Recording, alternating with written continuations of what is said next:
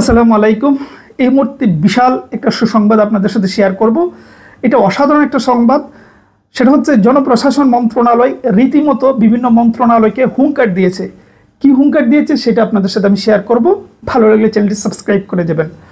মূল কথায় আসি, তবে তার আগে প্রিভিয়াস একটু কথা আপনাদের সাথে বলতেই হবে, না হয় ধারাবাহিকতা থাকবে না। সেটা হচ্ছে প্রায় 2 মাস আগে জনপ্রশাসন মন্ত্রণালয় থেকে চিঠি ইস্যু করা হয়েছিল যে বিভিন্ন মন্ত্রণালয় কী সংখ্যক পদ স্বর্ণপদ রয়েছে সেটা জানানোর জন্য। তারপর আরও মাসখানেক পর যখন স্বর্ণপদ তারা জানতে পারলো, তখন আরও 1 মাস বেঁধে দিল যে 1 মাসের ভেতরে সব নিয়োগ দেওয়ার জন্য, যেটা কিছুদিন আগে আপনাদের সাথে আমি শেয়ারও করেছিলাম।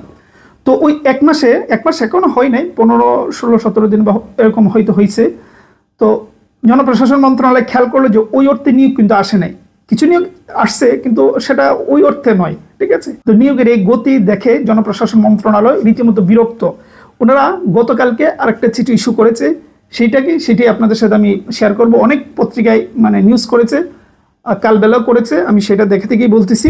সেটা হচ্ছে বিপুল সংখ্যক স্বর্ণপদ তথ্য চেয়ে জনপ্রশাসন মন্ত্রণালয়ের চিঠি। কি লিখছে সেটা বলি।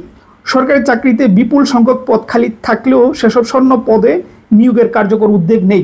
এ অবস্থায় মন্ত্রণালয়, বিভাগ এবং অধীন দফতর সংস্থাগুলিতে 9ম থেকে 12তম গ্রেডের নন ক্যাডার স্বর্ণপদে নিয়োগের তথ্য চেয়েছে জনপ্রশাসন মন্ত্রণালয়।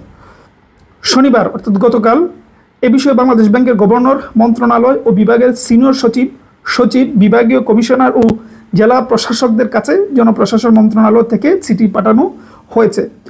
চিঠিতে বলা হয়েছে, সরকারি কর্মচারীদের পরিসংখ্যান 2023 অনুযায়ী 9ম থেকে 12তম গ্রেড পর্যন্ত সরকারের অনুমোদিত নন ক্যাডার স্বর্ণপদের সংখ্যা প্রায় 1,72,000। চিন্তা করেন, 1,72,000 এই মুহূর্তে আছে। তার থেকে 6,000 বাদ দেন, বিভিন্ন ক্যাডারের মাধ্যমে যাবে। আচ্ছা, তারপরে যেটা বলছে আমি 2-1টা লাইন বাদ দিয়ে দিয়েছি, ওগুলো না বললেও চলে।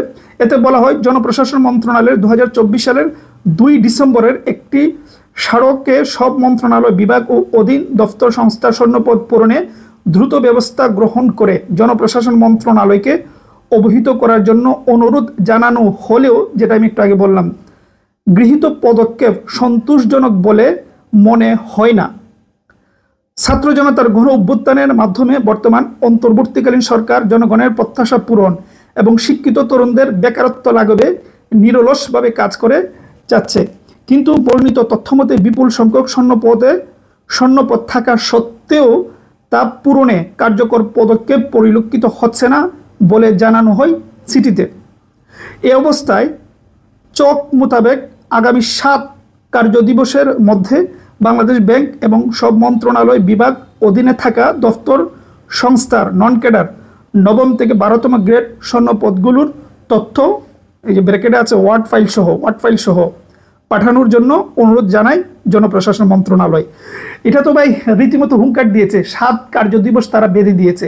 দেখুন, জনপ্রশাসন মন্ত্রণালয় কিন্তু এটা বিরক্ত হয়ে এই ওয়ার্নিংটি দিয়েছে। কারণ 1 মাস বেঁধে দেওয়ার পর ওই অর্থে যখন নিয়োগ আসলো না, এই 7 দিনের মানে কি, এটা বিরক্ত হয়ে গিয়েছে জনপ্রশাসন মন্ত্রণালয় যে এইভাবে দরে বেঁধে বলার পরে কেন ওই অর্থে নিয়োগ আসে নাই। তো স্বাভাবিকভাবে আপনি ধরে নিতে পারেন এটা বিরক্ত হয়ে ওয়ার্নিং দিয়েছে। তো ওয়ার্নিং যেহেতু দিয়েছে, আমরা আশা করতে পারি আগামী কিছুদিনের ভেতরে এর রেজাল্ট, নিয়োগের একটা তুফান হয়তো শুরু হবে। এটা হয়তো না, এটা নিশ্চিতভাবেই হবে। যারা একটু গরমিশে করেছিল বিভিন্ন মন্ত্রণালয়, বিভিন্নভাবে বা বিভিন্ন কারণে, বিভিন্ন স্বার্থের কারণে হতে পারে, তারা একটু ভয় পাবে বা একটু হলে নড়া দেবে যে না, নিয়োগটা এবার দিয়েই দিতে হবে। তো সব মিলে নিয়োগ আসতে যাচ্ছে। শুধু পড়াশোনা করেন। যারা পরীক্ষা নিয়ে টেনশন আছে, এটা নিয়ে কথা বলবো না, কারণ প্রচুর কথা বলছি। পরীক্ষা নিয়ে টেনশন না করে নিজেকে প্রস্তুত করুন, কারণ এত সুযোগ আপনি পাবেন যে বলার বাহিরে। তো সুযোগটা তো কাজে লাগাতে হবে। মধ্য কথা, নিয়োগ আসতেছে। তো এই ছিল বিষয়। ভালো লাগলে চ্যানেলটি সাবস্ক্রাইব করে যাবেন।